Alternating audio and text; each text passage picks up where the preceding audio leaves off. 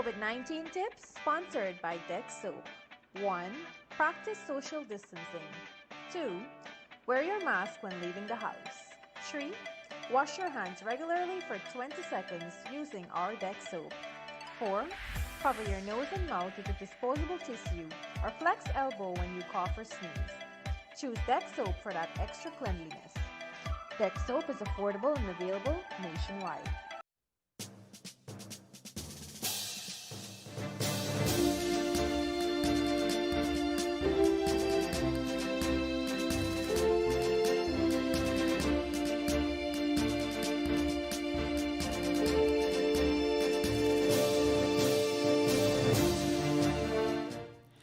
It is 13 hours 30 in Guyana, and right across the Eastern Caribbean, it is Friday the 14th day of August in the year 2020, and I want to welcome you to Kaieteur Radio 99.1 FM in Demerara and SC Quibo 99.5 FM in Berbice, online at kaieteurnewsonline.com/radio, via our Facebook page, Kaieteur Radio, on YouTube at Kaieteur Radio Live Stream, or for quicker access, download the MyTuner app or the Radio Garden app and simply select Kaieteur Radio. It is time for Wake Up Guyana, and joining us this afternoon on Wake Up Guyana is no other than senior journalist Leonard Gildarie. He's alone this afternoon, but I guess he has an explanation as to why he's alone this afternoon. Leonard, good afternoon to you. Good afternoon, dear Joshua. How you guys doing? And I'm never, ever alone. And so let me get it straight. I have God with me, and also I have seated across on my left hand there is always the troublemaker Raj, all the way from India. And of course, we have the other troublemaker, and he's the chief cook and bottle washer.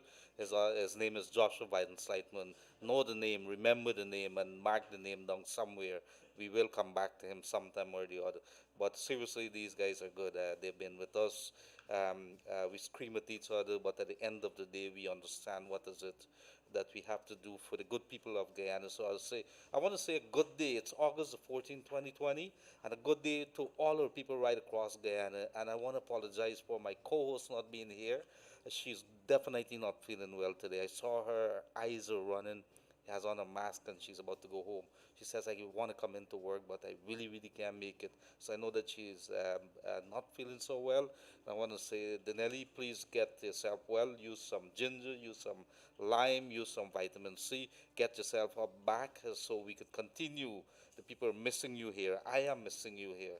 But guess what? We have the work to go on. The show must continue. And in a very short while, we did promise you guys yesterday that today we are going to work to get some officials. I did contact the Minister of Human Services.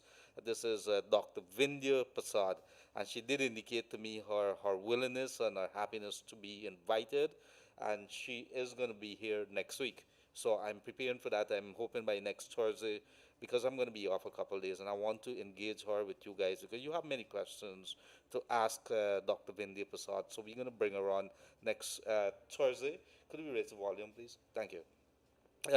So we are going to bring her on next Thursday. But today we have a big guest that is coming on, and that is something that many people are going to be very happy about. And the person is no other than the public relation officer of the National Insurance Scheme, Diane Lewis Baxter. Within a few moments, we are going to bring her on via Zoom.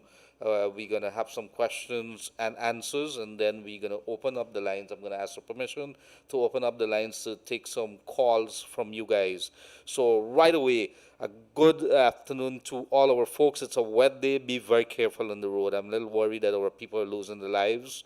Some very stupidly.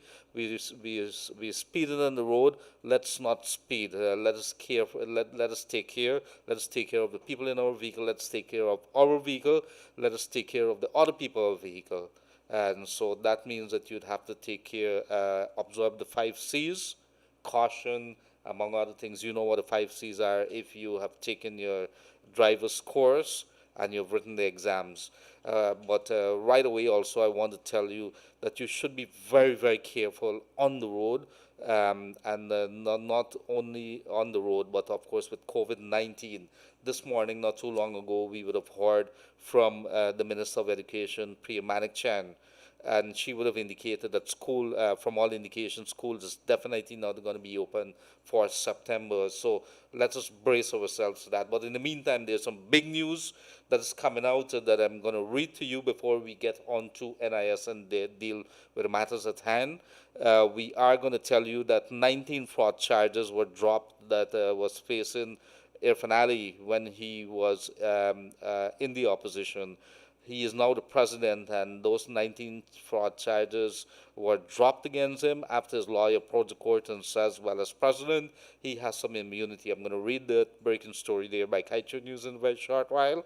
And then, of course, there is well, I don't recognize you and I don't respect you. I don't respect your offices. This is, in essence, what the former Minister of State and Director General of the Ministry of the Presidency, Joseph Harmon, would have responded to Attorney General Anand today. It's all breaking, and guess what? This is not gonna, the story is not over. It's gonna be far from over. So I'm gonna read those to you. But first of all, let's get right down into what is important with regards to this court case against Mr. Ali, President Ali today. And let me read to you what Kaieteur News would have broken with. Chief Magistrate Anne McLennan this morning at the Georgetown Magistrate Court dismissed the 19 fraud charges that were filed against President Irfan Ali in 2018, alleging the sale of state lands while he served as the Minister of Housing. Ali's lawyer, Devendra Kissoon, had first made an application for the charge to be dismissed on the grounds that the president is immune from being prosecuted based on Article 182 of the Constitution. He has immunity there. Kissoon later renewed his application by writing a letter to the Director of Public Prosecution, later spoke with the Special Organized Crime Unit prosecutor, Patrice Henry, discussing that they're going ahead with the charges against the President will be violating Article 182.2 of the Constitution. As such, the Chief Magistrate dismissed the 19 fraud charges against President Ali. This would have been one of the big issues leading up to the elections. What's going to happen to those charges? Well, the president has immunity. You can't charge him while he's in office, or you could charge him maybe, but it's not going to go anywhere. In any case, while sitting in office doing his duty, you can't have him before the courts. He has that immunity according to the laws, and this thing would have come up in the past. So that is one of the big news. And in the meantime, responding to his sacking yesterday, or according to a letter that was issued to Joseph Harmon by the Attorney General Anand, well, Joseph Harmon would have issued a letter or made a letter public that he would have responded to Mr. Anand. And this is what he has to say. Dear Mr. Anand, Posters Director General in the Ministry of the Presidency, your letter captioned above and dated 13th of August 2020 refers. Please take note that I do not recognize your authority. Let me repeat. Please take note that I do not recognize your authority and your convoluted attempt to explain the arbitrary, capricious action of a fraudulent government to deny me of my contractual benefits. I shall pursue this matter further. With best regards, Joseph F. Harmon. And so there it is. He's not recognizing the authority of the Attorney General. So I'm not sure what this means, whether he is going to go to his job. Remember, he was appointed a few months back as the Chief Executive Officer of the COVID-19 Task Force, the Secretariat, rather. And it was a new body that was established, and a few of the Ministry of the Presidency and other staffers would have been put there. And at the Secretariat, leading the Secretariat would have been the former Minister of State, Joseph Harmon. What you would have seen here is very, very clear. He's not taking sacking. Don't send me home. I am not recognizing your authority. Let's see how that happens, because we will, of course, be expecting a response from the Attorney General on this. So that is an interesting news that is coming out there. But let us go back to that letter that would have been sent um, by the Attorney General to Mr. Joseph Harmon, and it's dated 13th of August, this is yesterday. Dear Mr. Harmon, re-post as Director General in the Ministry of the Presidency. I act on behalf of the government of the Cooperative Republic of Guyana. You were compelled to resign as Minister of State and Member of Parliament of the 11th Parliament in Guyana on the 26th of April 2019. Forgive me if I'm stumbling a little. The text is very small. As a result of the decision of the Chief Justice acting of the High Court in Ram versus the Attorney General of Guyana 2019. On the 4th day of May 2019, you were engaged by contract as Director General of the Ministry of the Presidency to essentially continue to perform functions which you executed as Minister of State. You must be aware that the post of Director General did not previously exist either in the public service or created by the Constitution or legislation. It appears to have been the creation of political expediency. As such, it enjoys the security of tenure and is purely contractual. The charges of well, I think that is in essence what he would have told him, and he would have used that as a basis of telling Mr. Harmon that his contract, as such, he does not have a contract anymore, and it's finished. He's finished there. So we will await and see what happens there. In the meantime, as we prepare to welcome in a few moments Diane Lewis Baxter, the NIS Public Relations Officer, to answer your questions. And of course, we would want to invite you to send those texts. I'm going to be reading some of those texts to via our, you could send it 62222. And then, of course, I'm going to try to open up the lines. So after we would have been talking to her, that she could probably be able to answer some of those questions. She's very happy. So I want to say thank you very much for NIS, for listening to the people, and of course, heeding the people's call for some answers to some very critical questions. And of course, we're going to talk about overseas life certificates. If you're overseas and you want to send it, difficulties in getting there. What about the backlog? You just come up, you have retired, you've reached the age of retirement, and you put in for your benefits, that backlog there. We want to talk about that. If you have an appeal because maybe you don't agree something that NIS did, what about that? What happens if an employer has been taking NIS from your salary or your wages, and they're not being sent it to the NIS? What kind of recourse could you have? So we are going to ask her those questions. We could also talk about disability benefits, and what happens if you don't pay your NIS benefits? You're self-employed, you're working, and you don't pay. Could you expect NIS? Of course, if you don't pay, you can't expect anything. But that's why it's very important. I believe she's going to make some calls with regards to that. But very, very, very quickly, in the meantime, while I tell you that school is definitely not going to be reopened in September, this is according to Minister of Education, Priya Manikchan. There's also the front page of Kaieteur News, which we are going to quickly read. And in the meantime, I'm going to ask Rad to start getting connected to the PRO of NIS there. It's August the 14th, 2020, Friday's edition of the Kaieteur News. We must invite our own to invest instead of turning to foreigners. Suriname is president, and this is Santoki, speaking to reporters recently while he was in Guyana for the inauguration of our president, Irfan Ali. Minister of Natural Resources says PIR approval will not be rushed. We want maximum value for Guyana. So this is very good news. We have a government, we have officials who are saying we are not going to rush this. We want to ensure that the people of Guyana, we try to get as much, see whether we can maximize on it. And of course, there is going to be opportunities that is going to be created by the delay, because Exxon needs us more than we need Exxon. And always remember that it's going to be a key thing on the negotiation table, and that is something that also the government, in addition to working with experts, they would have to get good negotiators to not blink, be the first one to blink when ExxonMobil comes to the table with their lawyers, and those lawyers are very experienced in negotiation, and they are going to be battling us. It is going to be a battle. Anti-money laundering act to be reviewed, and of course we are going to pay very close attention to this.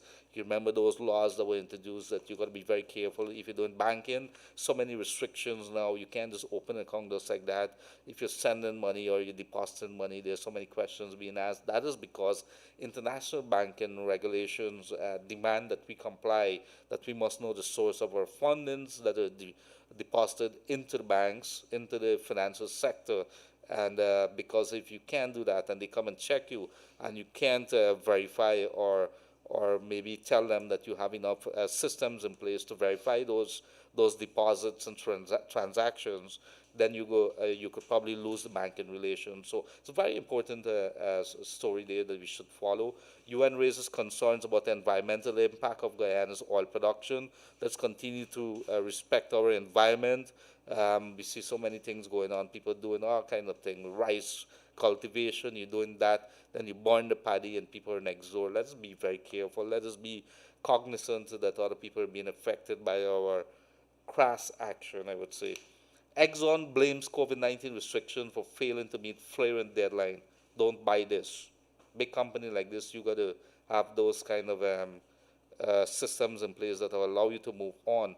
Tourism Minister Walron Alicock, Jerry Gavaya tests positive for COVID-19. Jerry Gavaya, the private sector commission's chairman there, tests positive. He would have been at the culture center a few days back. And then, of course, the tourism minister, a surprise name that came up as a minister, and she would have been the second minister after you thought the Minister of Foreign Affairs, who were tested positive for the COVID-19 virus. What we could also tell you is that the rest of the ministers, and including the president, most of them have been coming out issuing statements stating that they're negative, and therefore we will continue to pay that. But they are working remotely. They're not meeting as government as they're staying away from the people. It's because this is serious. COVID-19 tested machine left on the wire for months, Minister Frank Anthony. This is an extremely shocking story, and I would like to know, the reporters should get a little more down on this as to who would have been the persons responsible. So we have capacity, or we have little capacity, because we could only do limited number of testing per day. And then you have a third machine that could probably push our capacity upwards, and you left it on the wharf. What's happening, folks? These things are coming out, and it doesn't look good for management, our management of the people's affair. Army still silent on $1 billion spent to purchase, fix 4 aircraft. One plane cannibalized to fix another. This is also a shocking story. When people need money, we buy 4 planes. It seems as if those planes, the prices that we pay for them are way, way, way above what it should be. Then when it comes, 2 of them are working, or 2 of them a couple months later you can't take to the skies, and we use 1 plane to strip it and to fix another. Somebody got to answer there. Somebody has to answer. Who purchased these planes? Did they go fix it? Did they go inspect them? Who did they take to inspect? We need names. What's happening here, Mr. Field, Colonel retired Field of the Director General of Egbert Field, I think it is, of the Guyana Civil Aviation Authority. You should be telling us a little bit that. Were you part of that? We don't know, but we're going to try to bring him. Glenn Lal versus Winston Jordan, the East Coastal Lands Deals case. Nissel's lawyer moved to strike out challenge to transactions. So we would have taken, I think Mr. Lal would have taken the former finance minister to court over his role in those sale of lands around the Ogle area there. Prime lands are just plumb middle where a 4 lane would have been headed from the East Bank there. It would have been the alternative road to what we have the Sheriff Street right now, as well as the East Coast. It would have been leading from the East Bank and cutting out and reducing the congestion there. And here you have these lands being sold for next to nothing. At least that's what the allegations, the claims are, according to Glenn Lal, the publisher of Kaieteur Radio, Kaieteur News, and of course the owner of Kaieteur Radio, his company.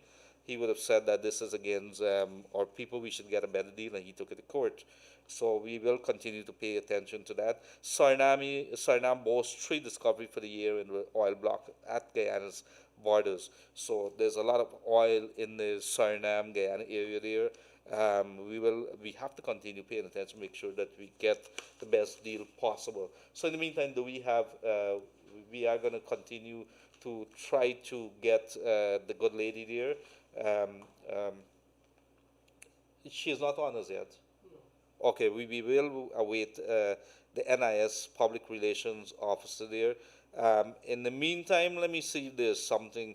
You could text us some messages, 6222222. I must tell you that my good co-host, I'm missing her here.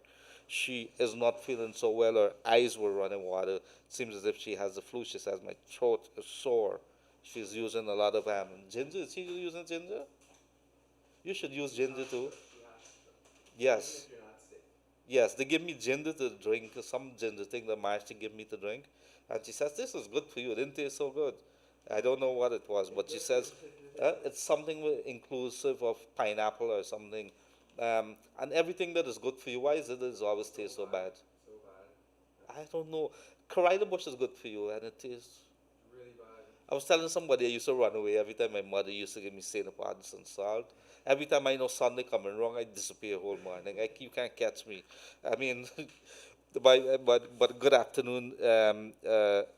I want to see everybody who would join us here. Let me see some of these people here. Where they calling from? New York. How you guys doing there? Of course, Canada, Europe, right across the Caribbean, and Brazil, Suriname, Trinidad. A good day to you folks. French Guyana, and of course, can't forget Barbies, Demerara, Essequibo, all the good people here. And we would have been talking. Let us try to help each other. Let us see how we could assist each other in getting things done. In the meantime, while we are trying to, you know what we should do? Let us open the phone lines. Let us do that. 2267453. Let us hear what is bothering you. We want to, I'm going to give you this also, and we could probably call those folks. In the meantime, we have not been able to see the NIS ladies yet. I think she's a little busy. She says she has her hands full, lots of queries. It's a tough time there at the NIS because they are also working on the shift systems and other kind of systems there to reduce the crowds that would have been normally at the NIS operations there.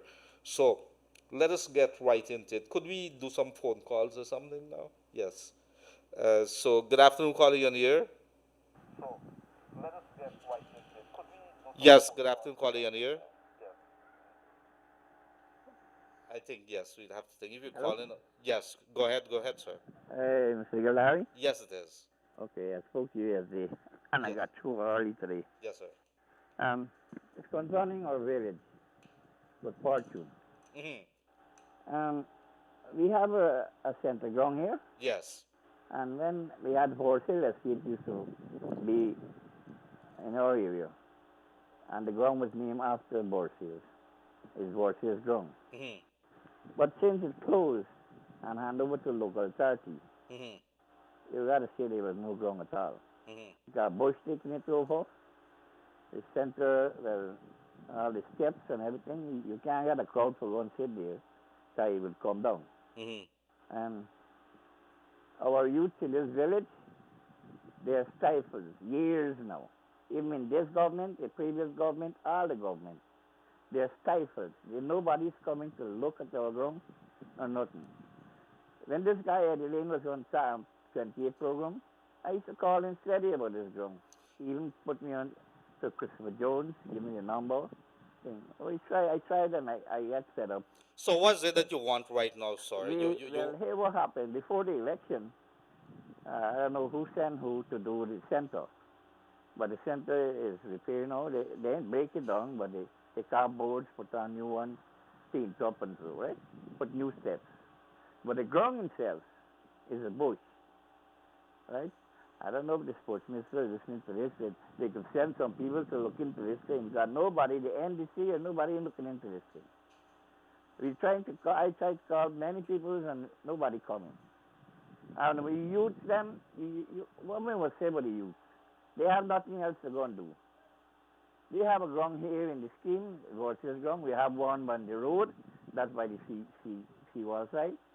And the NDC is right there. And go and see the ground. All right. So what you want the attention, this attention to come straight to the Minister of Sports, Youth, and Sports, Culture. or, yeah, well, All somebody, right.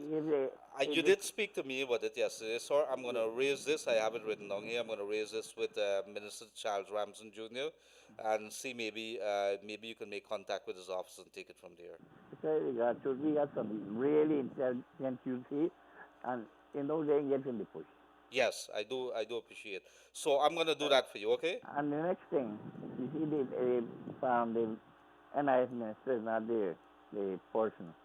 So I want to raise this topic with the NIS to go to 55 and the old age pension to drop to 60 because many people not getting to Well, reach the that's why, 65. yeah, that's why she's gonna come on. You guys And, gonna think with us. Do and, we have her online as yet? We don't have her yet. I don't know if you could put on that for me. God, sometimes I can get two bucks. Yeah. Well, we did. I did speak with her this morning, so we're gonna continue to call her to see where she is at. I'm glad Uh, if that topic come up. yes. Thank you very much, sir. Uh, Uh, you're welcome. Goodbye. So in the meantime, let us see a couple of texts that is coming in from our goodly people of Guyana, and it is saying here, this is 154. I'd like to know what. Let me see. I would like to know what to do next. I have 697 contribution with NIS. I'm not working anymore. I'm retired and do not and did not complete paying up my contribution. I'd like to know if I would. Well, of course, this is something. If you're not completed those things, how does it go? Um, Somebody is saying, "Hi, Uncle Josh. You have your Uncle Josh?" Okay. In the meantime, let me see what I have here. Okay. Uh, Today, let me see. We have some problems in Kingley. Kingley. Good afternoon. There's a resident from Kingley Village, West Coast, Berbice. We have a land issue with Mr. Lincoln Lewis. He's claiming that he owns the backlands of Kingley, which is not true. He's claiming that he has a transport for the backlands, but he isn't producing the transport of us to the residents of the village. I'm a cattle farmer and I need that pasture for my animals to graze and also other persons who have stock as well. I think this is the issue that would have made it into the news. And of course, we will continue to follow the story too. Could If you put in a claim 3 months before your 60th birthday, you then receive a first payment with back pay 9 months after putting it in. Why NIS don't ask you for all the submissions so that in your retirement you receive your pension promptly? NIS have your particulars. Why not start the process? Very good question. Why is it that you coming out at 60 and you have they know that that's a retirement age or that is the retirement age of all? Why is it automatically your payments don't kick in? Very, very good question. Do we have any indications whether she's going to be on thing? So, right. So we are going to try to, 1 second, folks. Let me try to see if we could get her back here. Um,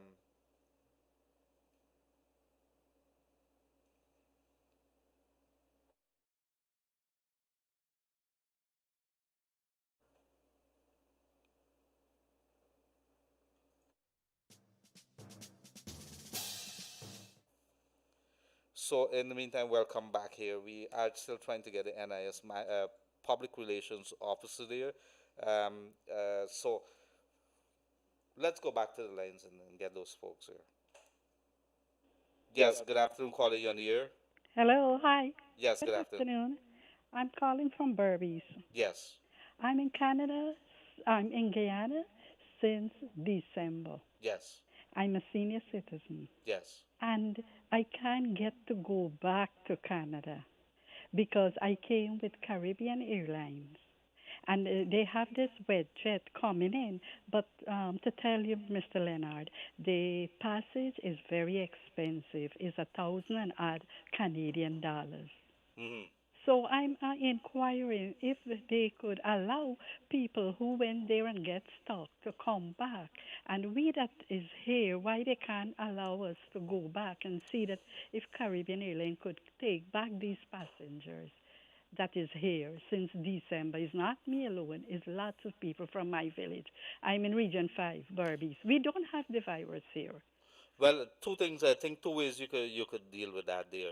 Uh-huh. Are you a citizen of Canada? Yes, I'm a senior citizen. You need to contact the Canadian High Commission. We did that. What did they advise? They said, okay, we can call you and we, send email to us and things like that, but they don't do it. And these WestJet that come from Canada, you have to get people in Canada, and they would book you online. I don't have nobody in Canada. I'm a widow, and then I'm a senior citizen. I don't have children there. Hmm. And normally I just come here like December, spend some of the winter, and then I go back in April. Also, there's, I think, the consumers, I think it's a CCAC, as a consumer commission in Sapphire there. I think you could probably file a complaint to them and maybe see if there's something that you can do, especially if you're stuck here and then Caribbean Airlines is not coming here. How do you transfer some of those costs? It is something to look into. Yeah, but what I'm saying that somebody come in from Trinidad with Caribbean Airline a few weeks ago. I saw it on the internet, and Was that a special, that had to be a special flight? I don't know, but what I'm saying is they bringing in people that stock, and we that stock here, they're looking at us that we have to get a new fare to go back, Uh-huh. and whereas we already paid return when we came. And then my medication run out, and then with Oh money my, wise and right. those things, it's hard on me. I can imagine, especially, and you said you're a senior citizen. Yes, I'm a senior citizen. I'm 71 plus. Oh my. Um, I don't know what to tell you there because I could remember a few weeks back, and ever so often, the Canadian High Commission would have been Hmm. issuing notices that if you stock here, that they have repatriation flights. I'm not sure why is it that I could probably ask Miss Lillian Chatterjee, who is the High Commissioner, to maybe answer some questions here, but I'm not sure. I'd have to find out a little more about that. Yes, because this flight that they are talking about is WestJet, okay? Uh, One going out this afternoon. When we call, it's already booked. It's full. uh-huh. So we can't get to squeeze in there. And then we have to find 1,000 plus Canadian dollars. Yeah, And I'm here so many months. uh, I don't have an income here. do me a favor. There's Yes. the competition commission. I think it's in Sapphire. Maybe if you could get a number for them. I don't have a number. Let me see if I could raise it right now. Uh-huh. And maybe if not, you'd have to call me through the switchboard at the office a little later. I could probably search a number for them. But they would be able to give you some advice how you could probably move against Caribbean Airlines, or maybe have those fare money transferred to that other place there, and you could probably get it. I'm not sure, but this is something that's new. So maybe call me a little later, and I could probably get the number for you. Okay, thank you. But what I'm saying is not anything that, okay, I'm taking advantage over you, but is that why they don't help us that we stuck here to go back, All right, and we are senior let me citizens. tell you what the number is: 219 4410. 219 4410. Yes. Okay, thank you very much. Good. Bye bye. Bye. Yes. So thank you very much, dear caller. So many stories that are coming out now. People being stuck, people running out of money. It's one of the big things that has come out from COVID-19. We have to continue to pay attention. A lot of people have been stuck across here. A lot of people stuck overseas. It was a long time before they really allowed people to come in.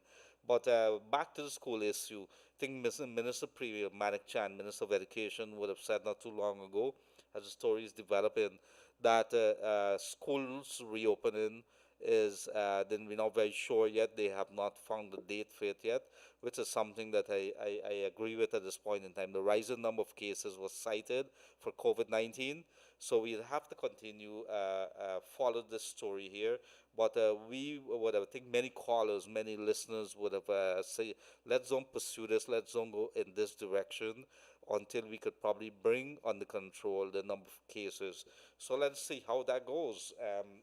We're very clear that we can't send our kids right now. Good afternoon, caller. You on the air? Yes. Good afternoon, caller. You on the air? How are you? I listen to this program every single day. Yes, ma'am. Go ahead. I enjoy this program because this is hours I pay attention to this radio. Sorry, let me tell you something. We work with a firm. Could you And lower your volume on your radio, please? yes, sir. Yes.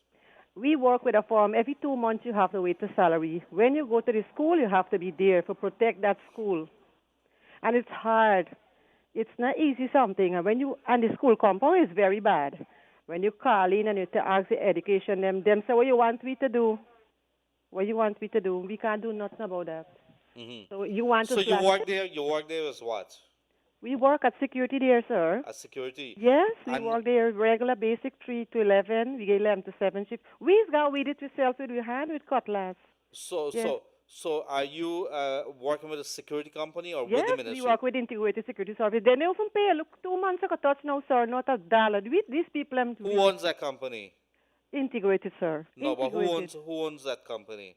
Sir, let me tell you the truth. This is a guy, some name Mr. Khan. I don't know, but he's not in the. I don't know what's the situation with it. But we weary discussed with this already. Look, you got to wait. You got to get lunch. You got to get passage to go to work. It's hard. You know who the biggest culprits of not paying NIS and things like No, that? no, sir, no, they're not paying no the NIS. Though they cut out our money when you call in and find it in the office. No, they're not pay it. They're not pay Mm-mm. it. Them take out the NIS, the pensioners. Okay, the pensioners are not pay. We now taking out the money when you ask if you're sick or you say you want call in to make something contribute. No, no, you can't get nothing. They say they're not paying nothing. These people need to move out from there, sir. I honestly telling you this. It's hard. You get poor people. Okay, I got husband can balance up with, but still it is one person working out is hard. You know the situation right now in this country. We're glad we got a new president. We thank God for that.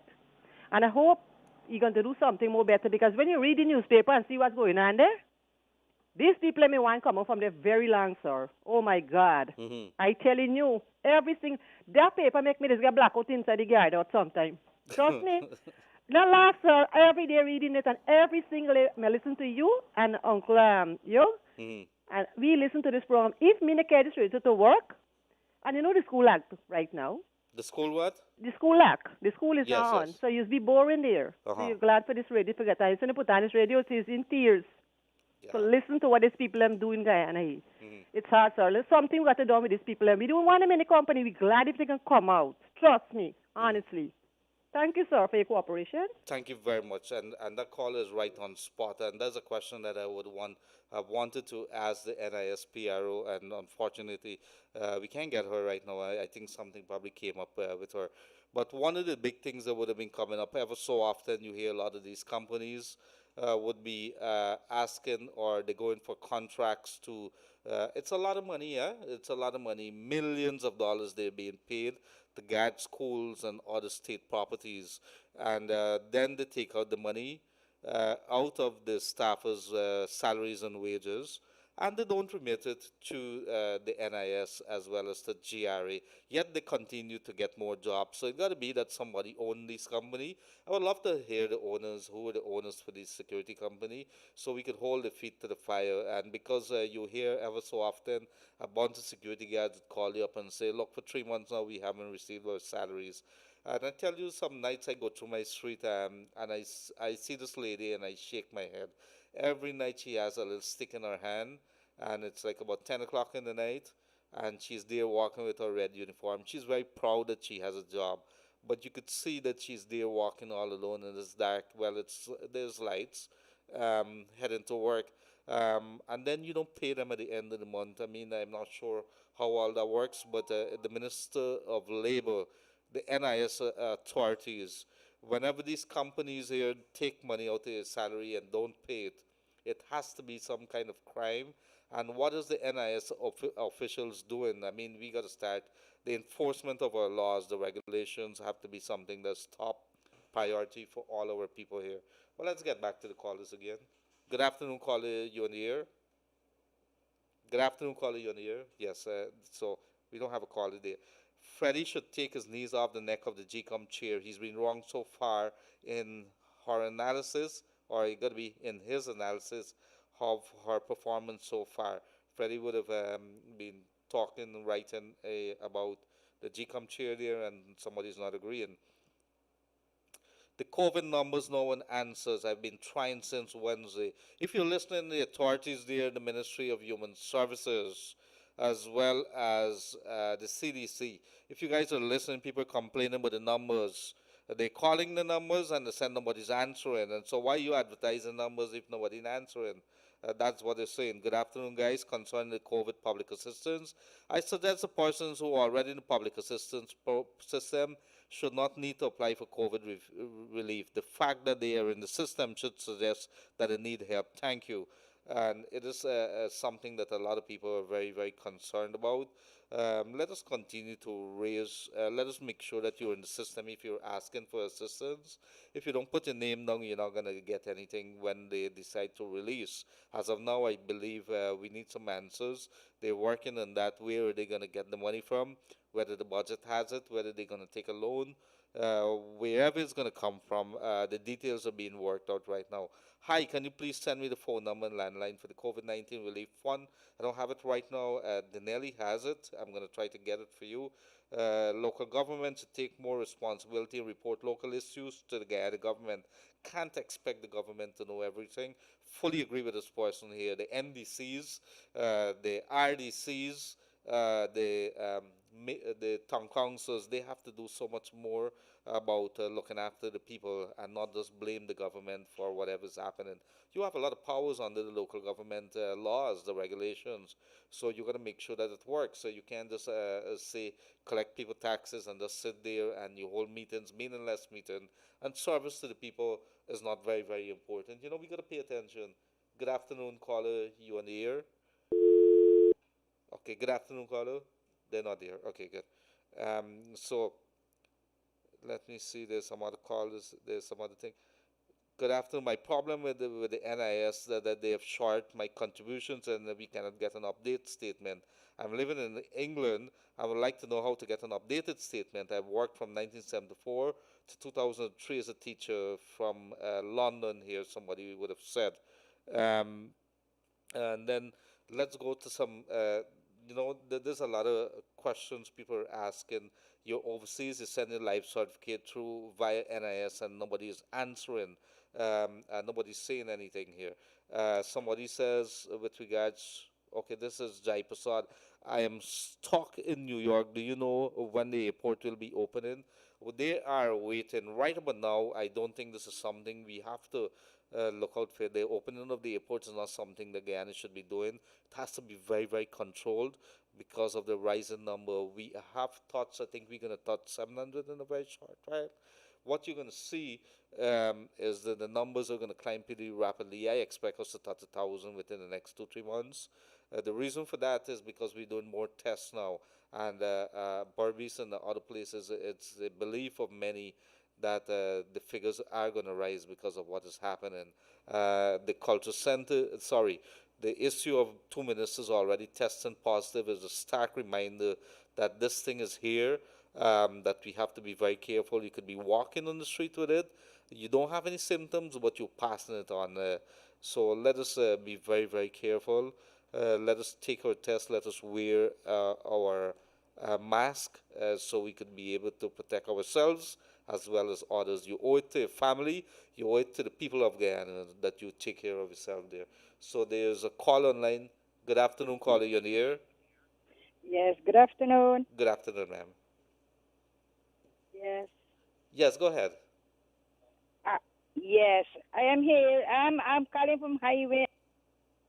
From where? What's happening on the highway? We don't have no help around on highway. Which part of the highway there? This is Suzyke Linden Highway? This is Dora. Okay, Dora, what is happening there? Well, we are securing ourselves, wearing our masks, but it's very difficult for me. I don't have a job, so I just cut wood, and it's $40, and in 3 weeks I have to get a little 20,000 and go to town, buy a little thing. I have 3 little kids here. I'm their grandmother, indeed. They don't have parents. Their parents die. My children die. My son-in-law die, and I'm in care of them. Mm-hmm, mm-hmm. Yeah, so, nobody helps us. We never get nothing around here at all. I don't know more farther, like Yarra-Cabra, Long Creek. I don't know. They never contact us or nobody never visit us. And we are just few of us in this Dora. Well, in the... Mm-hmm. So if I think we would have lost that caller there. So if I'm going to send this right now to our good minister there. I think she has been very engaging with us. And so a good day. I want to say good day to all. Um, uh, so I want to say good day to all, including GCOM Chair Claudette Singh. I hope that you're having a good day, ma'am. Mr. Greg Quinn, he's going to be leaving very shortly after more than 5 years in Guyana as the British High Commissioner. He's been very outspoken. He's been, when it comes to democracy, been talking a lot about that. So, Mr. Quinn, we're looking forward to you tonight. And of course, you would be joining us tonight in room 592, Dr. Yog Mahadio. Myself is going to be here 7:30 p.m. sharp. Mr. Quinn, Greg Quinn, British High Commissioner, is going to be here. It's probably his last interview before leaving Guyana.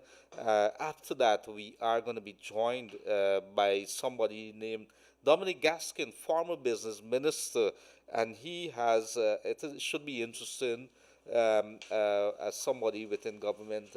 He's been very outspoken about the elections 2020, even criticizing his own party, criticizing the government of the day, the caretaker government. And so let us see where that goes. But that should be a very interesting. You should not miss that, as to hear what really he would have seen, and what was the sense of the party, the coalition during this entire period between March the 2nd to up to early August, when there would have been a declaration and then a swearing in of President Irfan Ali.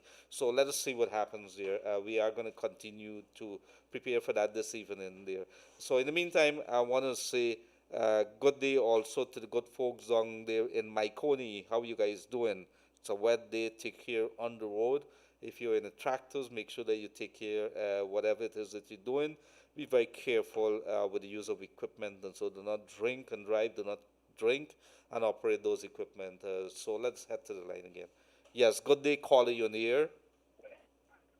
Hello? Yes, good day, caller. You're in the air. Go ahead. Hi, good day. Good day, sir. Yes, sir. I've been calling for a long time. We have a problem with Cornelia, the new scheme. Where? Cornelia, the new scheme. Yes. What's happening there? There's a guy named Pig in there. Who? That's a residential area. Uh-huh. Pig. Uh, And the smell is very bad. For Did- the past weeks, these pigs, any hour in the night, you can hear these pigs having so hard, you're jumping out of your seat. where is the NDC? Oh man, there's so many places. You run to the EPA, you run to the NDC. What did the NDC? Who's the NDC chairman there? Well, I don't know at present now, but every time you make a complaint, anywhere, any government place, this man knows exactly who doing it, Uh-huh. and he calling you out. No, but you need to get, if you could maybe, what we need to do, whenever you see these people, whoever the NDC chairman, just like how we call in, we're going to have to call that place there right now. I'm going to start calling them. But we need to start naming and shaming these people whenever you go there and they don't give you the service that you believe that you should be getting. Let's just name them. Let's say Leonard Gildarie is chairman of the Mr. Grove. Leonard, Yeah. let me tell you something. There's another issue. They're doing the road. Fort Bend Construction Limited doing the road. Right? Hello? Yes, go ahead. And the road was so bad. Now they're building a shoulder, making the road more narrow. Mm-hmm. And when the rains fall, they have by the building a shoulder of the road, Mm-hmm. there's no way for the water to run. The water just runs in the middle of the road. A colleague I told you, I spoke to a reporter, she said she would contact me. When the road was building, were you there? The road, well, they say I'm working. Pardon? Okay, I'm working. Uh-huh. And I said I was so hard the road. The previous road is there. And a couple of years ago, they do back the road. They build a new road out of the old one. Mm-hmm. Now they're building a third road, and you can see it very, very much. You can see the two roads that is the two previous roads that is there. Mm-hmm. They don't do no foundation. You remember you don't concrete too big. Now they're going above the bridge now, so within you got to come up in a stand from your yard. All right, we're gonna have a look at that. But let me tell you this: whenever anybody build anything in the area, pay attention. Make sure that you take. I think people gotta start taking pictures of these things, send it to the media, post up on social media. Let us start embarrassing people right now, because you have contractors and engineers and everybody who believe they could tell us or do anything that they want to the people of Guyana, spend our monies, and we don't have a say. And these things should have been nipped in the bud right at the inception while they're building the road. You pointed out to them and says, what you're doing there is not right. It's going to cause this. And if that doesn't happen, you call the media right there, let it get there, them. Well, that's why I call you, Right. because I know you're a man of integrity, Yes, right? sir. And you're a man of justice. That's why I was glad. You know how many months I tried to get back to you and Yug Mahadeo and the show? I never get a chance. I'm going to take a chance. I'm going to take a drive And somewhere I wish across you there and could have a take look my at it. number. You could take my number and call me. I will take the day off. Call me through the To go run switchboard. with you. Call me through the switchboard this afternoon. I'm going to take a drive next week and come across there and check it. Okay, let me get your number. Let me get a piece of paper and get your number, and I'll call you off here. 225-8491. That's the office number. 225 8491. 8491. Yes, and you call me there. But let me tell you this, with regards to the NDC and the pigs, sorry, you need to go to the NDC and tell them that you called us and we told them to get on to them. That's one. And let them fix it. And if they can't do that, you also need to get on to the EPA. Can I tell you something? This weather is so bad right now with the heat. Imagine in the night you cannot open your window to get some fresh air. This No. pig shit you smelling. Pig shit. I can imagine. So I'm really, really sorry that our people, they're finding it. I'm extremely shocked opening these lines to hear some of the stories that people are telling us, because imagine that you don't have anywhere else to turn to. The authorities, the regulators, the people that we have who are supposed to be looking after us have turned a blind eye. This is not something that is good. This is not something to feel good. Yet they're collecting the fat salary at the end of the month and they go home and they Imagine do you it. have a guy who you vote for a local government election for represent for neither either Black X. And he can't do anything because why? What was in opposition. You should get a name and then send me the name and let me call them out on here. We need to start calling these people out, right? Oh man, it's unbelievable. I'm you sure when you go there, you can't even you can't hold your breath. Right. Well, let's start doing that. But you need to get hold of the NDC, go back to them, then deal with the EPA. If that doesn't work, we'd have to start naming these people. Probably call them on air and find out what is happening. I think this is what we need to do. If you guys are calling us and you have an issue maybe with the NDC, get us some numbers right on air. Let us call them right on air and find out what is happening. Maybe we could start putting them to the test too, like what we're going to do in a very short while. Right now, my wife and daughter is home. And it's like they said again in an oven because why you can't open the window. Right. I understand that. All right. Well, let's see how it goes from there. Right. You give me a call. Let me take it from there. Okay. Thank you very much. God bless. And Bye keep on bye. loving regards to Mr. Yug Mahadeo. You know he's abandoned me, right?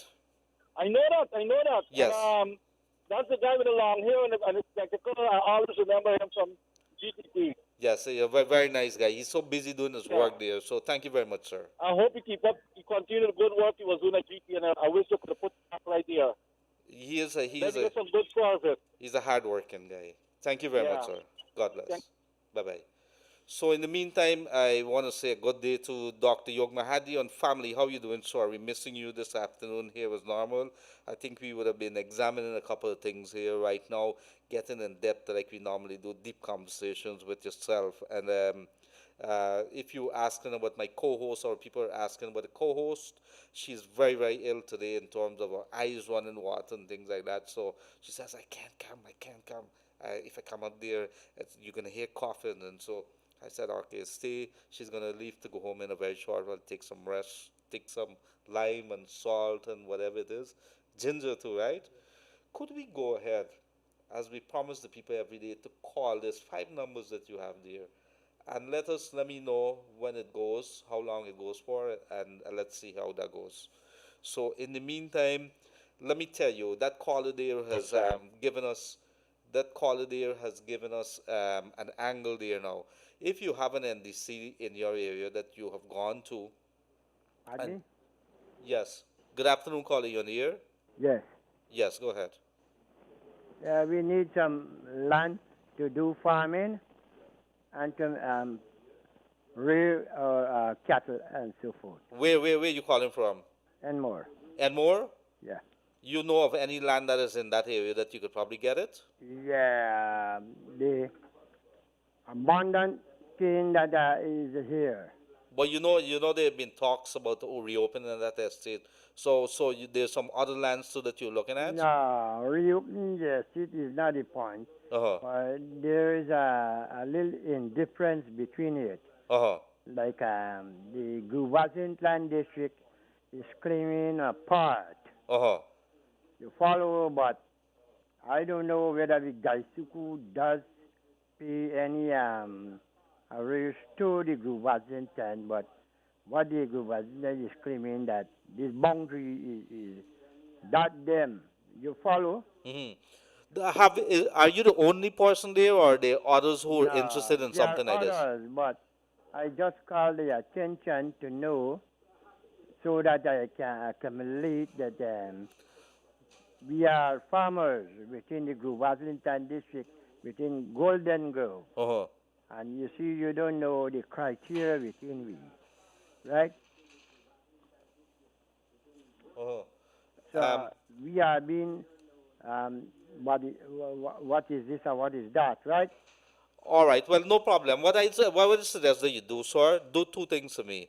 You need to get together a team and make an appointment with the Minister of Agriculture, that is Zulfikar Mustafa, and see whether you could get on to him and you guys make a thing. And I'm sure that he could probably link you up with that, because I think they're all looking at how best to utilize those lands at the back there. And I think the only way that you could know for sure is by having an application, and I think that is what you want to hear. What day we can meet Mr. Zulfikar? Well, I don't know. I don't work for the minister. I work for the radio station, and that's where we are. But I would just suggest that you get onto his office, the Ministry of Agriculture, and they would tell you how to deal with it from there. Thank you. Thank you very much, sir. A good day to all the good folks there down in Enmore, a beautiful place if there's one. And of course, very fortunately, we have been able to make contact with Diane Lewis Baxter. She is the public relations officer of the National Insurance Scheme. And guess what? She's here with us. She's been able to join. Are you hearing us clear, Ms. Baxter? Your mic Loud is and clear. How are you doing? pretty good, pretty good. How are you doing? Yes, I see that you're protected yourself by wearing your mask and looking at me. But thank you very much. I think we should all stay safe, right? Yes. Very good, very good. Now, I'm still in office, so I we have know, I more. can imagine. I know that you did tell me this morning that you were very, very busy, and you agreed so willingly to be on here, because NIS is always willing to talk about how best they could improve the relations with the people of Guyana. So there's a couple of things that I would put on the table right away, and then maybe if you would allow us, a couple of callers who would have wanted to maybe engage you on the phone lines. I'm not sure. Could I ask for permission for that? Maybe after we would have had some discussions. Right away. Go right ahead.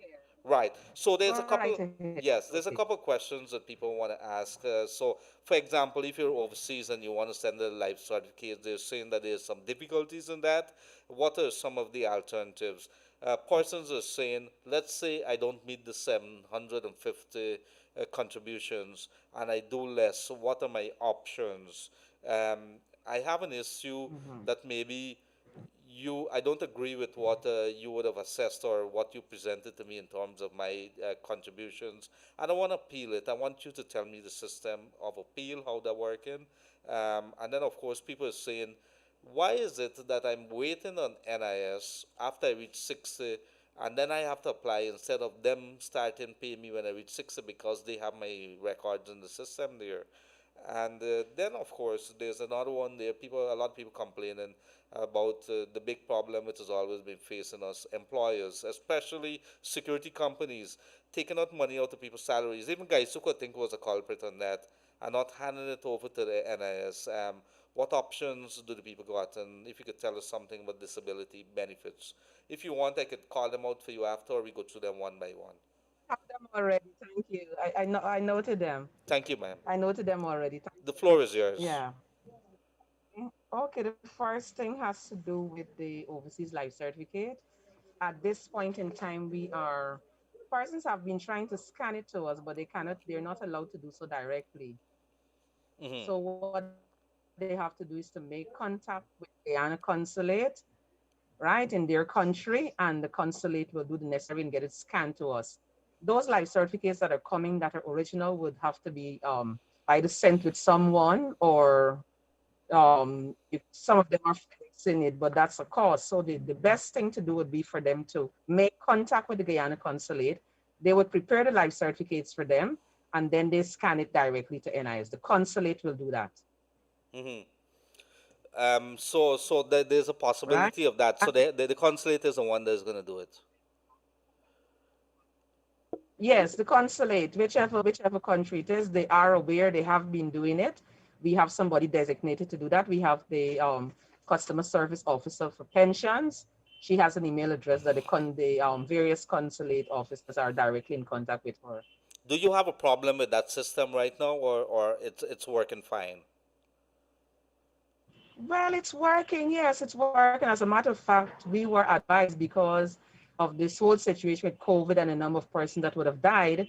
We were advised that we should allow the consulate to do it so that as to avoid, persons who may have died and then life certificates still come in and, these sorts of things happen. So it's a way of ensuring that persons are paid and at the same time securing the system. Hmm. What about the Hmm. backlogs and so on? Is there a big backlog, like in terms of work, like you just come up, you reach 60? Is there a big application backlog there? In terms of what, pensioners, persons now applying for pension. Yes, that, and maybe if you're also applying for benefits and so on. What is happening there? Okay, well, in terms of the application for old age pension, if there is a backlog, it would be persons whose matters are being investigated for contribution issues, right? And so we've been in contact, and what we've been doing, especially recently, is asking persons who would have submitted claims, whether it be for pensions or the short-term claims. Once you see a certain time pass, that you try to also make contact with NIS, because what we've been doing is asking persons to drop their claims in the box. But that is a problem for some persons because they're dropping it in the box, but it's not properly completed. Mm-hmm. And when the claim is not properly completed, we have to either get it back to them or we have to allow them to come in. Getting it back to them sometimes takes longer than we anticipate because we have no control over all the other systems that is involved in that. And so what we've been asking person recently to do is to ensure, and even before now, we've been asking them to ensure that they put a contact number or an email address so that we can get back to them quickly, notifying them that there is a problem with their claim so that they can come in and have it rectified so that we can pay them. But yes, we do have challenges, especially with the short-term claims, where Mm-hmm. persons' claims are in the system with many, many queries. We have that situation. And No. we're happy for this forum. Even yesterday, we talked about it. Very good. Thank you very much for that, PRO. There's another thing that people have been Yeah. complaining, and not only about NIS, but other state companies, other places like the utilities Mm-hmm. companies, especially, would have been taking a lot of lash. They're saying when they call and they want to complain something or they want to raise some issue, it's difficulty getting Mm-hmm. through. What are the numbers for NIS that people could actually call in and they could raise issues, they could make I can queries? tell you that it will always be difficult. If I can be honest, why it would always be difficult because we're talking about thousands of Right. persons trying to get through on the limited platforms that we have, and we have extended our platforms. Actually, we have live chat. They can call, they can go visit the website, they can send an email. But we're talking about thousands of persons trying to get through to NIS at the same time. And remember, it's not a normal situation where persons are allowed to come into the building. We have been advising persons that unless it is absolutely necessary, that you don't come down to the office. And so we still have a situation where the crowds, if you come now, you'll see people in the yard. And that's a risk, right? It's a risk. But persons have been utilizing the live chat. We have several persons working the live chat. We have the different email addresses for the different sections. You have telephone numbers for all of the offices, but it is always jammed. And what we've been asking persons to do is to be patient. I mean, even the embassy, they will call and say, oh, we ain't getting through to the embassy, and we have to explain the same thing. It is everybody trying at the same time because of the situation to get through to the embassy. And so, sometimes not everybody have the same amount of patience. So, you have to be explaining to them to just to be a little patient and try again. But we have extended the different platforms for persons to be able to contact us. You see, one of the things that we've been, the complaints that we've been getting is that some of these folks, the majority of the folks that call us in and they complain, they're older folks, they're not even familiar, they don't have anybody. A lot of them are single, they live by themselves, and it says when, we're not familiar with computers and chats and things like that. So there's that very limited opportunity for them to, even they call, you're not getting through. Some of them don't have phone lines, so it's a very, very difficult thing. How is NIS dealing with that? Okay, well, those who do not have the phones and so on will definitely have to, if it's a query concerning something, a claim that they have or whatever, we have to post it to them. Or if it's a case, and that, I mean, we've been advocating for the older folks also, for them to have their monies paid into a bank account, right? Which would prevent them from having, again, to come down here, because when you come, there is a line you have to wait. And it's not always an easy thing to manage such a large crowd. And here, what's even harder, people sitting in the line would say, oh, you might see somebody coming, and you try to assist because the person might look not as able as the person that is sitting. But then those persons who are seated sometimes are not always that accommodating. They get angry. I was waiting here long, he just come, but the person, something you have to explain, oh, this person has a little challenge, not feel, well, I'm feeling well too. These sorts of things. So it's very, very challenging to manage, to really, really manage the crowds that we have. And we've really been advocating for persons to have their monies placed in their bank account. One, they can go at their own convenient time to access their funds. They can use their, their monies to pay whatever they have, bills and so on. They don't have to go to other agencies because the money's in their account. And this is a little thing I given to the bank here, right? And so they can do so many different things if they have their funds, sent directly to their bank account. And so we've really been pushing for that. But we know the challenges again, where some persons are saying we don't have a bank account. And so it's not a case where NIS is forcing. We're not forcing you if you don't have a bank account. But of course, we would like you to do it because it's one of the best options. What I'm going to do for you, Ms. Baxter, and I'm going to make an open invitation to you. We have the radio station here, which Mr. Lallis says is the people's radio station, and maybe we could probably invite NIS to even probably have their own little call-in kind of thing, if you want to engage the public directly. And if you want to take it up, we could probably have a discussion about it and we could take it from there. So I'm going to talk to management and see whether we could assist that. But there's some other questions. Security guards complaining. You talked about this 750 contribution. What happens if a person does not make the 750? Well, 750 is the minimum required to have a pension. Anything that if the person doesn't satisfy that requirement, well, then that person would be entitled to a grant. A grant is a one payment. Right? We say a lot of people say they want a lump sum, but it's not an automatic thing where you just get a lump sum. A lump sum means that you did not qualify to have the month-to-month pension. And so once you don't get that month-to-month pension, you don't qualify for that, you get a one payment as what we call an old age grant. Apart from the old age grant, that one-time payment, as once you get a grant, you would also be entitled to what is called dental care. And you'll be eligible for spectacle care. That's a one-time thing, or that could be ongoing? Spectacles, you get that all the time. All pensioners, or even if you get a grant, you would be eligible for spectacles and dental care. Very good. So it's not if you don't get the pension, you don't get anything, you get a grant. Very good. Before we open the lines, just two more things that I want you to touch on, which is we have security guards, among others, calling in, and of course, there'd be many other employees telling us about the employers that they've learned after maybe leaving, or they learned before that the employers not Mhm. taking out the money and not giving it to NIS. My question would be, of course, Mhm. what is NIS doing about that, or what kind of penalties could be on that, and how bad is the situation? Is it a more the majority of the security companies that are involved with such things? Mhm. Okay, well, we are aware this is something that is public knowledge where you have some unscrupulous employers who will do the deduction and not necessarily pay it over to NIS or pay it over on time, or they may pay for some persons and not pay for all the persons, in their employment and so on. And so there is a course of action. Usually NIS will take them to court. We do give them an opportunity to pay. And once they do not pay, we have a debt management unit that will deal with those matters, and we do have a legal advisor that who would eventually handle those cases once they are taken to court. And so we are aware. What we've been asking persons to do, however, is to ensure that they check their contributions. And so here again, you have the option of checking it online. Those who have access to the computer, you can go online, you can check your contributions, or you can go to the nearest office to you, because we're not just dealing here with Georgetown. If it's Georgetown, it would be Camp Street. But Right. for all the offices, you have the NIS offices there, not in most of the regions except Region 8.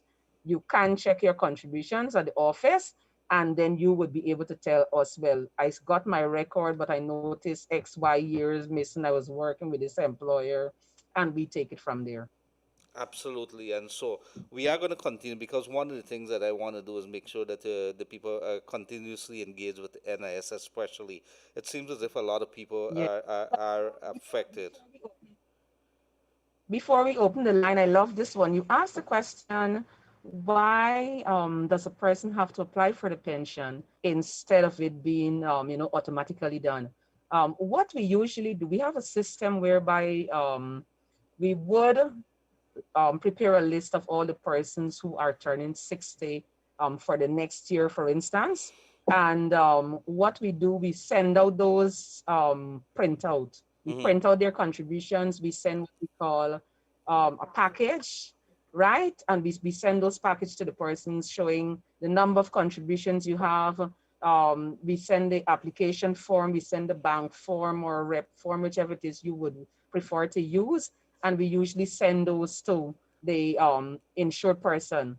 However, the challenge with that is that some of these persons would have changed their addresses. And so we have many of those Mm. mails returning to us undelivered. And Oh so my, that is right. a challenge. Yes, that is a challenge for NIS, But right? So we try to tell persons upfront this is what it is.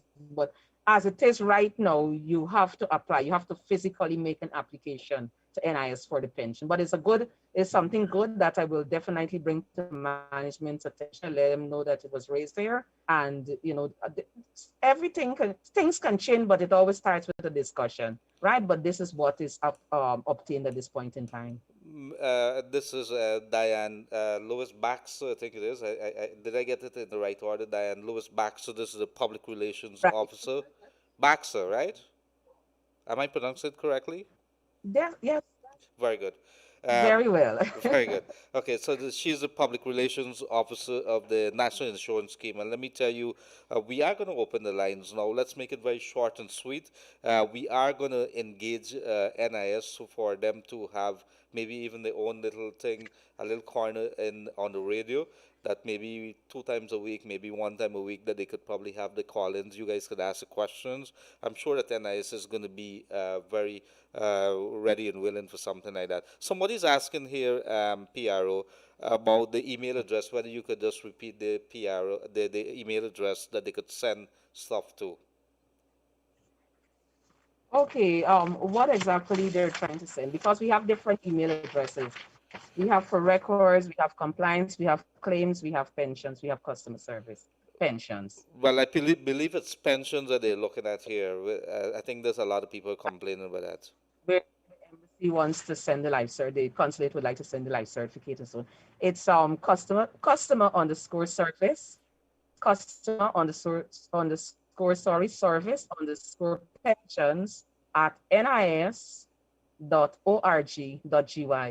And we've had this on the website recently, but I'm going to post it again this weekend. Right? Absolutely. So it's underscore service underscore pensions at nis.org.gy. All right, thank you very much for that. So what we have here, we have about 50 minutes more. We expanded the program today. So what we're gonna do, Thank you. we're gonna 2267453. You could also send us some texts to 6222222, and this is only gonna be for today. We're gonna bring back NIS. We're gonna bring back Miss Lewis Baxter here on Kaieteur Radio, and we're gonna try to even give her her own spot so she could be able to, engage you guys. It's part of our public service. So what are we gonna do here right now? Make it very short and sweet. Your questions, let her try to get some rapid answers in so we could be able to at least meet program time. So go right ahead. 2267453. Let us hear from you guys. Is there somebody online? Yes. Good afternoon, caller. You on the air? Hello? Yes. Good afternoon. You on the air? Mr. Gildarie? Yes, it is.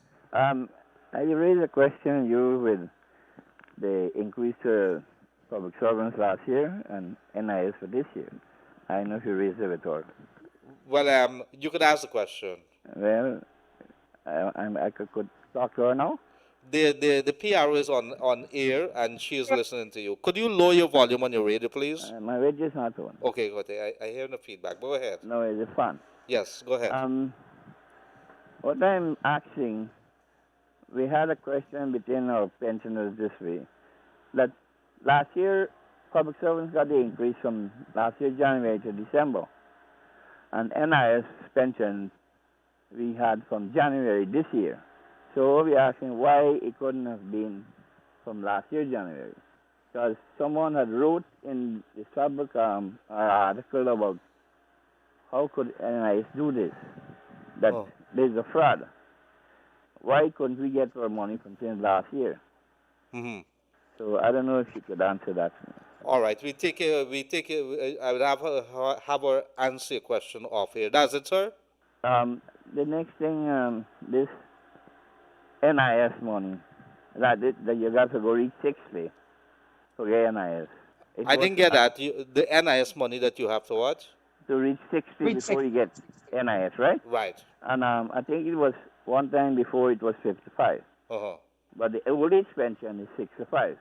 Uh-huh. So what we're asking, I don't know if they could do that, if the old age to go to 60 and the NIS pension go to 55. Because plenty of people don't live to see those ages, 65 and then things. They don't get the benefit. Mm-hmm. So I don't know if there's any possibility for that to happen. Well, I'm sure that a good PRO could answer you. So we're gonna have her answer you off here. Thank you very much. Okay. God bless. Go ahead, PRO. Okay, Gildarie, I'll start with the latter first. That would have to be a decision in terms of changing the age. That is a decision that is bigger than NIS because, as you know, we are governed by the laws of Guyana. Right. And so that would have to be something that would have to be changed at Parliament level. And so I understand it is a concern that was raised before. NIS used to be 65, and then we came down to 60, but then we recognize, like, for instance, the public servants, they retired 55. And so that is something that would have to be changed at that level.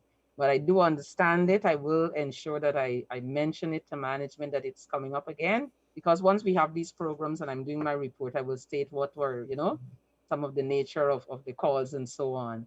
And so I'll ensure that it is mentioned that this was a concern. The other thing had to do with the, the other question he asked had to do with the increase for last year. Now, we would have given the increase for 2019, we would have given an increase, and then we had another increase in 2020, right? So it's not 2019, sorry, in 2018, we would have given out an increase to 2022. I'm mixing it up. But the thing is, he was saying that why the increase could not have been he wanted it from the start, from the previous year, 2019. Well, we give it from the 1st of January 2020, because we would have already given an increase in that year. If we check back, you would have seen. And we don't usually give 2 increases in the same year. So you would have seen that they did get an increase as well in 2019. All right. So here we have it. A caller is making a point. Could NIS probably look into adjusting its lunch hour or see how it could fix it so the public could be able to accommodate it in a better way? And then No, but another. it's staggered. It is not everybody going to lunch at the same time. The lunch hour is Uh-huh. staggered. So if the section has 5 persons, we all don't go to lunch at the same time. If we have two, one go at 12, the other goes at 1 because we have 1 hour lunch hour each. Hmm. And so everybody would not go. That's it all the time. So I don't know if the person can, probably make contact to see what exactly was that situation on that given day.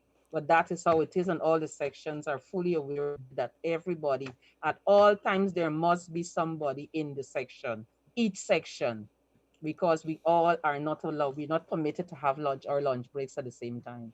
Thank you very much. And this is a question here from Barbara Lees, and Barbara is asking, how long does it take to process a death benefit? It depends, right? So it depends on if it's a well, death. Let me first of all explain what is death. Death is an industrial. Somebody died as a result of an industrial accident.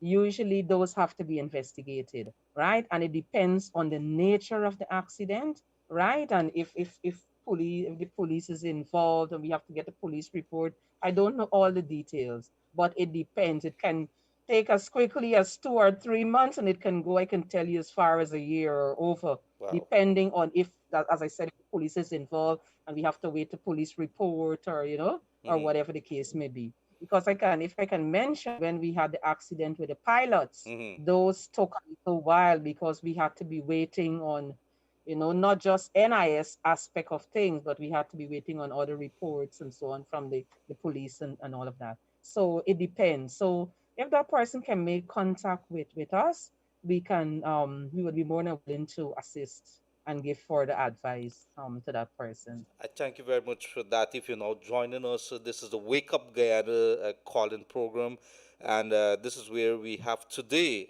with us the Public Relations Officer of the National Insurance Scheme, Diane Lewis Baxter.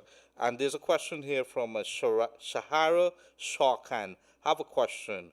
If a guy is living in the U.S., can that person apply for an old age pension?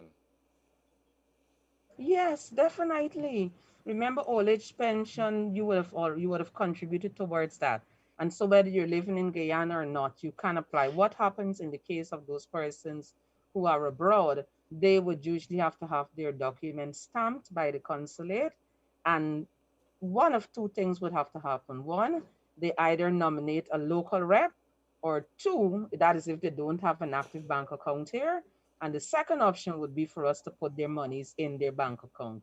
And so we would require the same things: application form, birth certificate, your NIS card, ID. All these are copies. Those documents are stamped by the consulate, and then it is sent to NIS and we do the necessary. So the answer is yes. Thank you very much for that. And let me make it very clear. You're We have many questions with regards to NIS, and this is for the benefit of the viewers, listeners. We are going to continue to engage NIS welcome. because this is very important. A lot of people are very concerned, and of course, NIS is something that's very, very important to all Guyana, especially if you are going on retirement and you're looking forward to benefits working hard all your life. So we are going to continue the conversation. Let's get up maybe two, three calls more.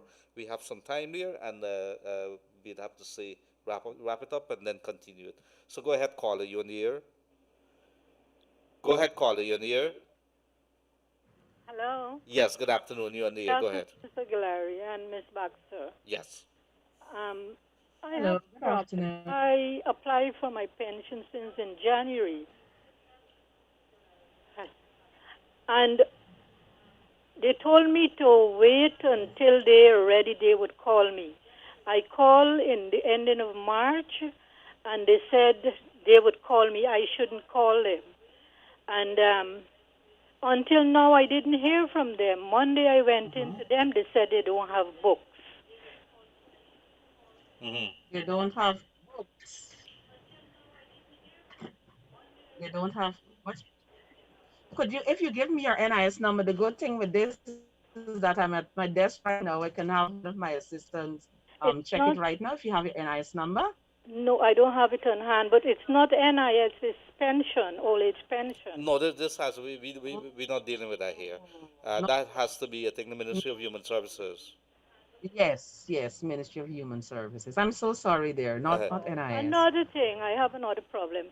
When I was 60, I worked from 69 to 86, and I went into the NIS place in Brickdam, the Camp Street, sorry, and they told me I didn't make enough contributions.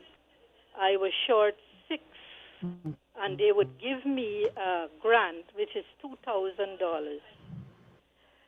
And I never took it. I never went back, and I don't think that was good enough.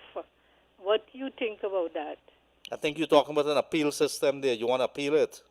I would like to know because my sister, who worked almost 20 years, they gave her $2,000 grant and told her that she didn't make enough to. Okay, thank you. But if she had worked that length of time, especially consistently, I don't know if she had broken surface in between. Well, Once during she her worked consistently pregnancy, for 20 years, she should have been eligible. But the right thing to do would be to complete an appeal form.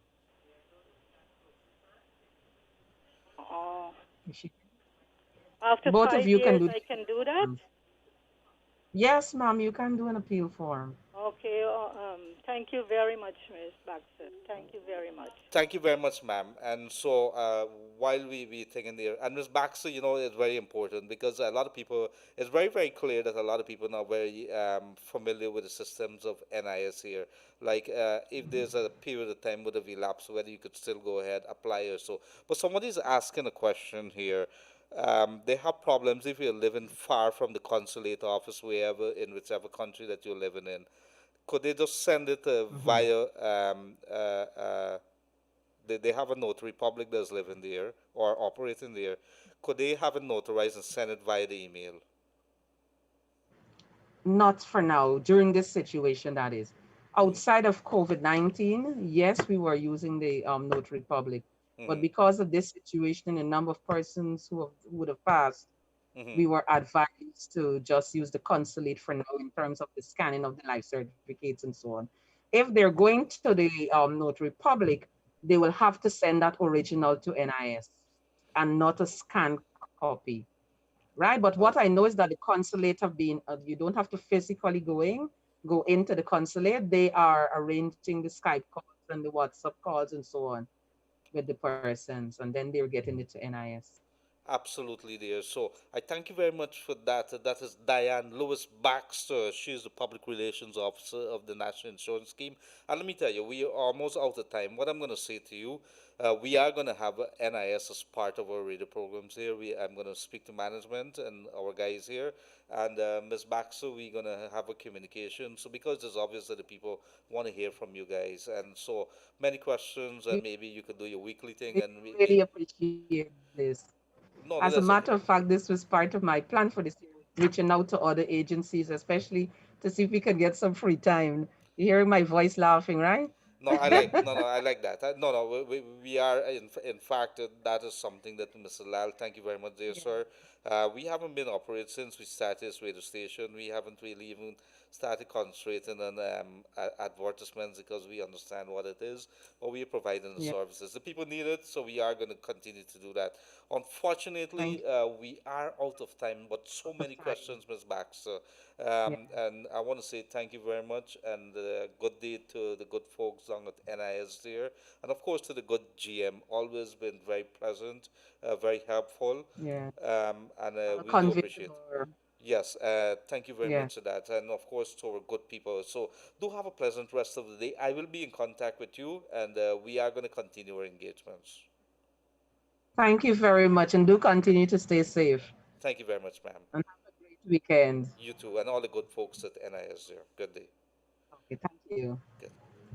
So if you now joined us, it is the Wake Up Guyana show. It's program time, and let me tell you what you would have missed It's 19 fraud charges against President Irfan Ali would have been dropped this morning after his lawyer says that he has presidential immunity. And therefore, the court agreed after it was advised, according to the reports here, by the Director of Public Prosecution.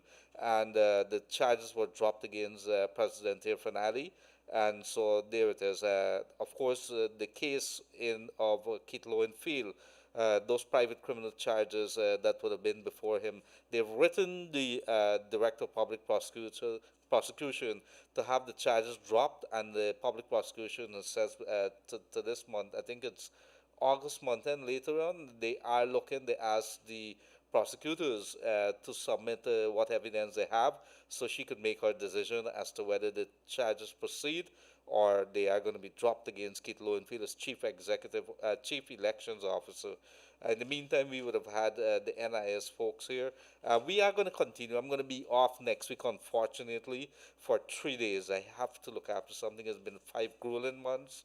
It's been a pleasure being with you guys, but I have to do that. I'm going to be back on Thursday. In the meantime, on Monday, keeping you company would be none other than the good and the very capable Denelli Singh. And she has something up her sleeves, I rather presume. I hope that you're feeling a little better, Denelli. It's a good day to our folks down in Kaieteur Radio, and Kaieteur News in the newsroom there. You guys are working hard. Please stay safe. And, of course, to all of our team here on the sister companies of Kaieteur Radio, Kaieteur News. And, of course, it's Friday. A good day to all our wonderful people across this land. Barbies, Essequibo, Demerara, and of course overseas. Brazil is in with us here in-house. When I say in-house, virtually, of course, they're looking, watching us. They're listening to us. And of course, all the way, Dora, you guys have been with us. I'm going to pass the message on to the minister. I have a couple of things that I've jotted down here.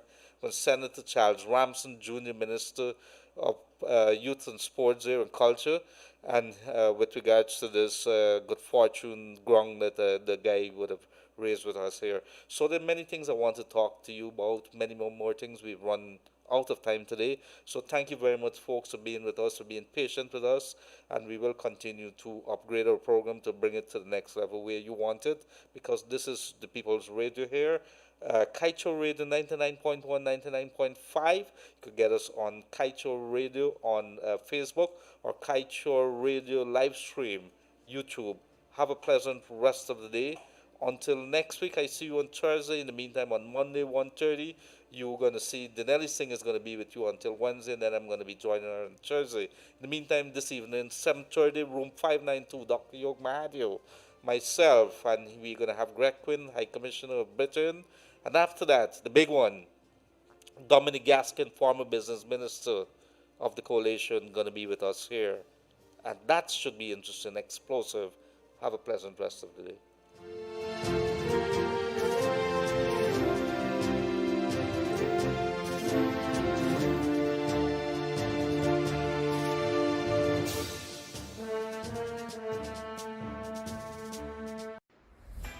COVID-19 tips sponsored by Dex Soap.